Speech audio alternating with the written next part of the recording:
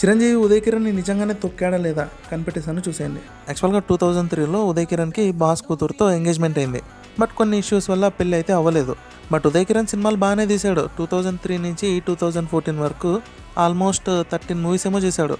ఇందులో ఒక్క సినిమా మాత్రమే హిట్, అవునన్నా కాదన్నా. ఇంకా మిగతావన్నీ ఎత్తిపోయినాయి, 2 మాత్రం యావరేజ్. కానీ ఈ సినిమాలు తీసిన వాళ్ళందరూ కూడా చిన్న డైరెక్టర్లే, ఒక్క తేజ తప్ప. మ్యాటర్ ఏంటంటే ఆ ఎంగేజ్మెంట్ క్యాన్సిల్ అయిపోయాక పెద్ద ప్రొడ్యూసర్స్, పెద్ద డైరెక్టర్స్ వీళ్ళందరూ ఉదయ్ కిరణ్ అప్రోచ్ అవ్వడానికి భయపడ్డారంట. ఈవెన్ పూరి జగన్నాథ్ కూడా ఉదయ్ కిరణ్తో ఒక సినిమా ఫిక్స్ అయ్యాడు. కానీ ఎంగేజ్మెంట్ క్యాన్సిల్ అయిపోయిన తర్వాత ఆ ప్రాజెక్ట్ కూడా క్యాన్సిల్ చేసుకున్నాడు. ఇంకా 2014లో ఉదయ్ కిరణ్ చనిపోయాక చిరంజీవి పైన పొలిటికల్ అటాక్ అనేది స్టార్ట్ అయింది. ఇంకా ఇదే దొరికిందే కదా ఛాన్స్ అని చెప్పి అపోజిషన్ వాళ్ళు ఫుల్గా ఆడుకున్నారనమాట. అప్పటి నుంచే ఈ తొక్కడం అనేది బాగా ట్రెండ్ అయింది. అండ్ అఫీషియల్గా చిరంజీవినే ఉదయ్ కిరణ్కి ఆఫర్స్ రాకుండా చేసిందని చెప్పి ప్రూవ్ అయితే కాలేదు. కానీ అప్పటికే ఆ తొక్కడం అనేది బాగా ట్రెండ్ అయిపోయింది. సో అది ఇప్పటి వరకు కంటిన్యూ అవుతూనే ఉంది. ఈవెన్ ఉదయ్ కిరణ్ వాళ్ళ వైఫ్ కూడా చిరంజీవికి సపోర్ట్గానే మాట్లాడింది, తన ఫ్యామిలీకి చాలా హెల్ప్ఫుల్గా ఉన్నాడని.